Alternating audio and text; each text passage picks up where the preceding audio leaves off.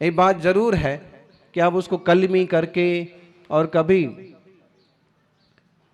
Hybrid करके और एक आम में भी 20 तरह के आम लगा दिए, एक आम के पौधे में भी 100 तरह के आम के कलम कर करके जोड़ दिया,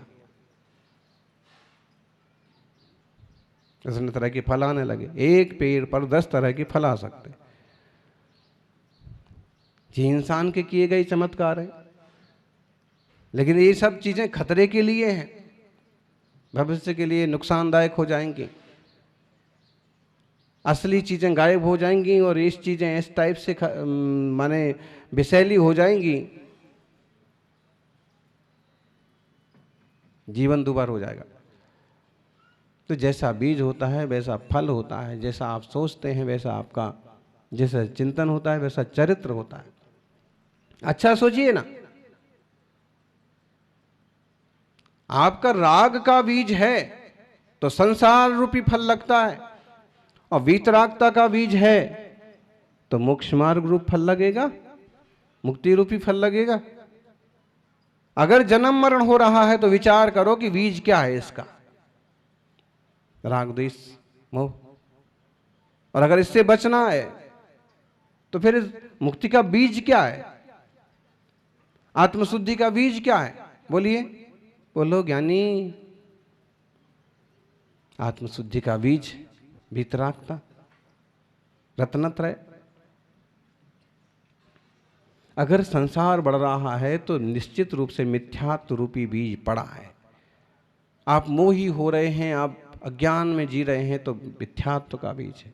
और सम्यक्त्व का यदि बीज लगाया, सम्यक दर्शन रूप बीज स्पष्ट प्रकट हुआ तो रत्नत्रय मोक्ष मार्ग मिलेगा।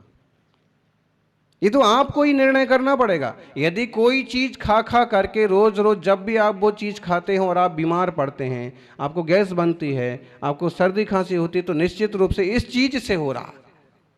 लोग ना क्या करते हैं कि जरा सी कोई बीमारी होती है सीधा डॉक्टर के पास भागते हैं। डॉक्टर के पास भागने की बजाय जरा विचार करो कि आज खाया क्या था। फिर विचार में आएगा कि जब भी ये चीज खाते हैं, जब भी इस टाइप से चाट खाते हैं, जब भी बाजार में चाट के आते हैं तो रात को पेट जरूर दुखता है, दूसरे दिन बोझ जैसा मालूम पड़ता है। जब भी देर रात को खाते हैं तब ऐसा होता है, गैस बनती है। आप देखिए, आहार के प्रयोग होते हैं। गांधी जयंती है, गांधी जी ने अपने जीवन में जैसे सत्य के प्रयोग किए वैसे आहार के भी प्रयोग किए, भोजन के प्रयोग। भोजन के प्रयोग का मतलब क्या चीज खाने से मन और शरीर किस ढंग से काम करता है।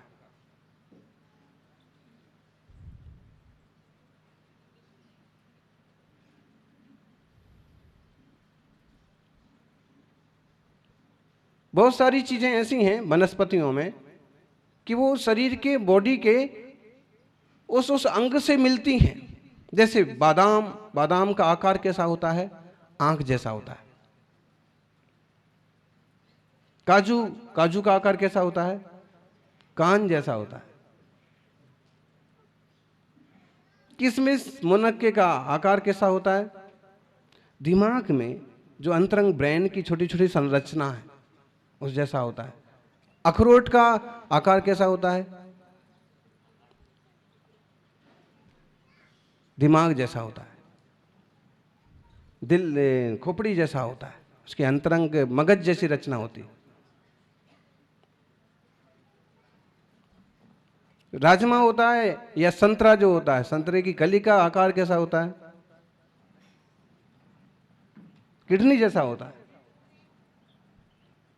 एप्पल का आकार कैसा होता है? हार्ट जैसा होता है।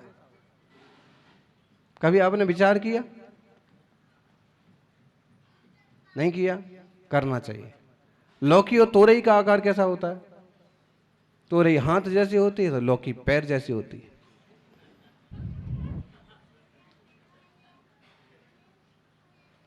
इसका मतलब है कि इस टाइप से आप और भी विचार करेंगे तो आपको मालूम पड़ेगा इस टाइप की सारी चीजें हैं। अच्छा, पपीते का आकार कैसा होता है? लीवर जैसा होता है। ये सारी चीजें इन सारे अंगों के लिए औषधि का काम करती हैं।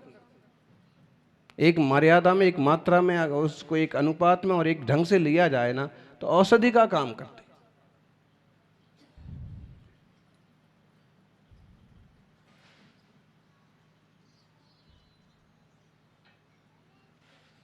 बहुत सारी चीजें।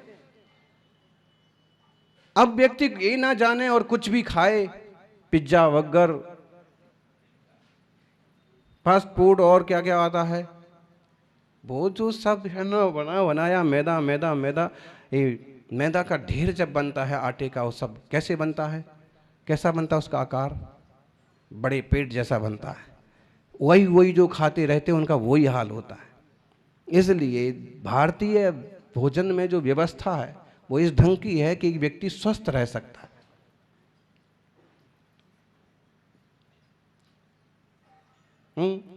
आपको अगर पीलिया की शिकायत है तो आप गन्ने का ज़्यादा जूस पियो, गन्ना चूसो, पीलिया निकल जाता।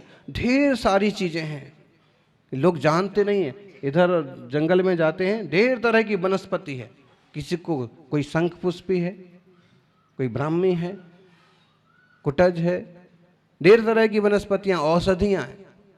जमीन में यूं लगी, और एक वो पीला फूल वाला यूं पत्थर चट्टा, पत्थर में, पत्थर के आसपास उगाता है, वो शुगर प्रॉब्लम के लिए बहुत बड़ी दवा है। ढेर सारी औषधियाँ इधर सब तरफ लगी हुई हैं, लेकिन किसी को पता नहीं तो उसका उपयोग नहीं होता। अच्छा, उसको छोड़ें, तो भी जो शुद्ध शाकाहारी व्यक्ति की थाली में जो जो अपना पारंपरिक भोजन होता है वो भी एक तरह का औषधियों जैसा होता है। अच्छा, अगर इस ढंग से चलते रहेंगे तो एक तरह आप स्वस्थ रहे आएंगे। लेकिन कभी कुछ ऊंचा नीचा खाया, ढेर सारे केले खा लिए, सर्दी होगी, खांसी होगी, उसके ऊपर पानी और पी लिया तो नाक बहेगी। अब इसका इलाज ये नहीं है कि डॉक्टर के पास भागो, इसका इलाज ये है कि 2-3 दिन शांति रखो। ये जो भर गया है सब धीरे धीरे आपो आप निकल जाएगा। पहले तो टाला कि नहीं नहीं ऐसा कुछ नहीं। फिर हमने कहा कहाँ गए थे तुम? तो आज पारस के यहाँ गया था। क्या खाया? दही बड़े खाए। समझ में आ गया कि निश्चित रूप से फूड पॉइजन हुआ है।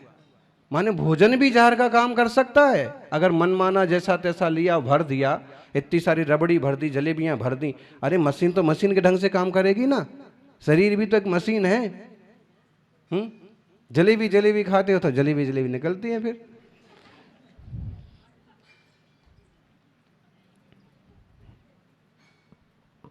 कड़ी कड़ी खाते हो तो फिर शरीर तो शरीर है, उसी ढंग से काम करता। वो समझ में आ गया। हमने कहा कि देखिए, अब बोले डॉक्टर के यहाँ जाना पड़ेगा। हमने कहा आप घर जाइए। फिर घर गए, डॉक्टर को बता दिया। हमने कहा यही बताना डॉक्टर को, मैंने ये खाया था और ऐसा हुआ। ये बताने से डॉक्टर को तुरंत पकड़ गया, मालूम पड़ गया कि फूड पॉइजन हुआ। तो उसने उसी ढंग से उनका इलाज किया और 2-4 दिन में वो ठीक हो गए। लेकिन डॉक्टर बोला अगर ये तुमने ना बताया होता तो तुम मर जाते, क्योंकि हम ये इलाज नहीं करते। फूड तुम्हारा वो सब यहाँ का यहाँ भरा रह जाता और नुकसान करता, और ऐसा असर पड़ता है। इसलिए बोलते ना, जैसा खाए अन्न वैसा हो मन। जैसे भोजन के संबंध में है ऐसे ही मन के संबंध में है। वो गांधी जी के 3 बंदर है ना, गांधी जी ने भोजन के ऐसे बहुत प्रयोग किए कि क्या खाने से क्या होता है, क्या खाने से क्या होता है। और शाकाहार पर हमेशा वो पक्के डटे रहे। कहते एक बार उनकी पत्नी की तबीयत बहुत ज़्यादा खराब हो गई। क्या नाम था उनकी पत्नी का? वाइफ का नाम क्या था गांधी जी की? हैं? कस्तूरबा। अहमदाबाद में थे तब साबरमती आश्रम भी हम लोग गए थे। वहाँ के लोगों का बहुत आग्रह था। फिर सब कुछ बताया भी कि यहाँ बैठते थे गांधी जी, यहाँ। ऐसे पूछ लिया साथ में चलने वालों ने कि उनका कमरा कहाँ था। तो जो वहाँ प्रबंधक था उसने कहा महाराज जी उनका कोई कमरा नहीं था, ये जो चरखा रखा है यहीं वो अपना काम करते थे और जब कहीं ज़रूरत पड़ती थी विश्राम की तो यहीं पास में इसमें यहाँ लेट जाते थे। कोई रूम, मतलब किसी रूम पर भी अपना कब्जा नहीं रखा, अधिकार नहीं रखा। इस टाइप का एक विरक्त व्यक्ति। सब छोड़ करके संत बनने वाले बहुत होते हैं, छोड़ करके संत कहलाने वाले बहुत होते हैं, एक रूप धारण करके कोई संत कहलाता है ऐसे बहुत होते हैं, लेकिन सादा जीवन जी करके संत कहलाने वाले, महात्मा कहलाने वाले गांधी जी थे, महावीर स्वामी के सिद्धांतों पर चलने वाले। कहते हैं कस्तूरबा की जब बहुत ज़्यादा तबीयत खराब हो गई ना, तो एक डॉक्टर ने सलाह दी कि अब इनको आप सशक्त बनाना चाहते हो, वापस ठीक करना चाहते हो, तो इनको अंडे खिलाओ। कस्तूरबा साथ में ही थी, उनने पूछा कस्तूरबा को कि क्या कह रहा है, अंडे खाओगी? वो भी धर्मात्मा महिला थी, उसने कहा ना, मरने को मर जाएंगे लेकिन अंडे नहीं खाएंगे। उसने फिर कहा देखिए जीवन रहेगा तो आप प्रायश्चित भी कर सकते हैं।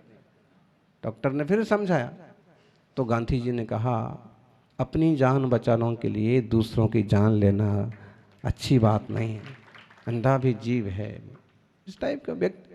तो खाने से शरीर पर जैसे फर्क पड़ता है, ऐसे सोचने से मन का निर्माण होता है, ऐसे ही कान से सुनने से आपके विचारों का निर्माण होता है, पढ़ने से आपकी थिंकिंग का निर्माण होता है।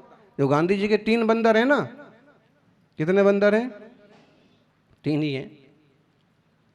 बुरा मत देखो, बुरा मत सुनो, बुरा मत बोलो। बुरा मत सुनो, बुरा मत देखो और बुरा मत बोलो। एक चौथा बंदर और हो ना कि बुरा मत सोचो। अगर बुरा सोचेंगे नहीं तो आश्रव बंध भी रुक जाएगा।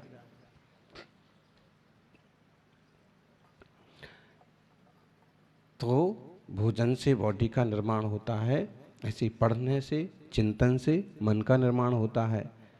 बड़ी सावधानी रखना चाहिए, तब अपनी आत्मा का हित होगा।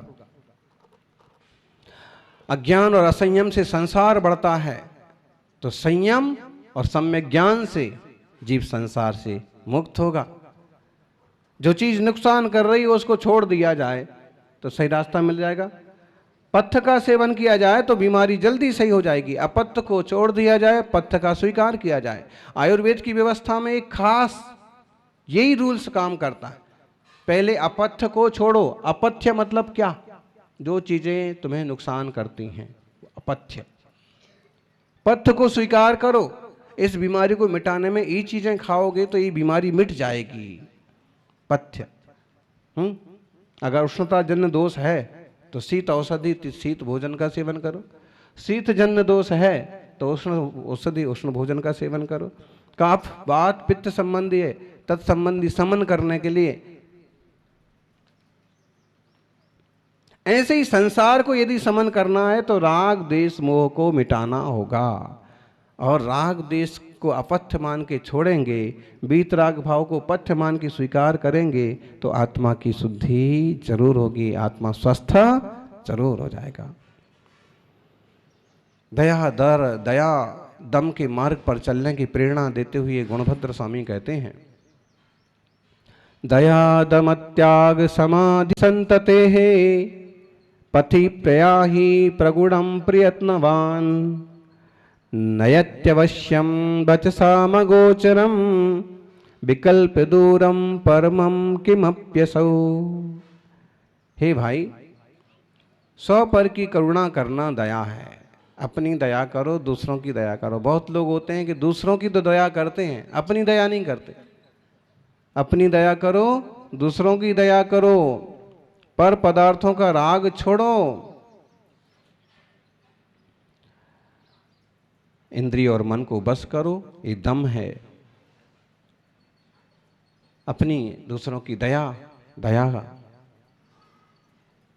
अगर इस मार्ग से चलेंगे तो नैत्यवश्यम वचसाम अगोचरम, विकल्प दूरम परमम किमप्यसौ। विकल्पों से दूर परम पद की प्राप्ति हो जाएगी दया और धर्म के रास्ते चलेंगे तो। दया दम त्याग समाधि संतते। दया, दूसरों पर ही दया नहीं करना है, अपने पर भी दया को। अपनी दया क्या है बोलो? अपनी दया क्या है? स्वदया क्या है? जिससे हमें क्लेश ना हो, आत्मा कलुषित ना हो, ऐसे कसायों से बचना, विकारों से बचना, वो स्वदया है। लेकिन लोग स्वदया नहीं समझते हैं, हमेशा आक्रोशित रहेंगे, हमेशा भरे रहेंगे। ये भाई तुम्हारी खुद की अदया हो रही है, तुम्हारा खुद का क्लेश हो रहा है। ऐसा लोग कभी कभी ऐसा टेंशन करते हैं कि हार्ट अटैक आ जाता है। ये खुद का तुम अदया कर रहे हो, दया खुद पर करो, इतना क्या लोड लेने की जरूरत पड़ी। दया, दूसरों की दया, किसी को कष्ट नहीं देना। दम, इंद्रिय और मन का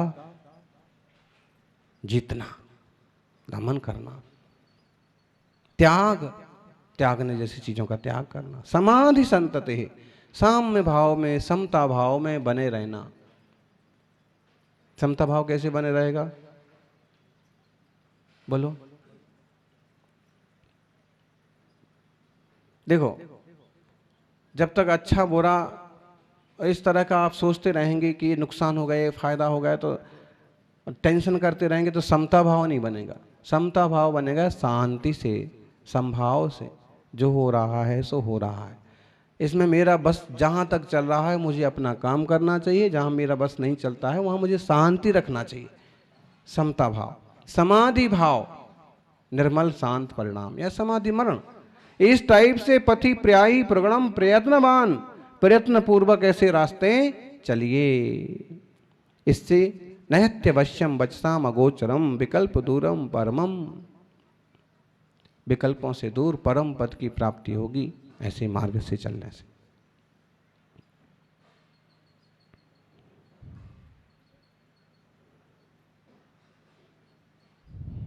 इतना तो निश्चित समझ में आ गया कि अगर आपको शिखर जी जाना है तो पूरब की दिशा में ही चलना पड़ेगा।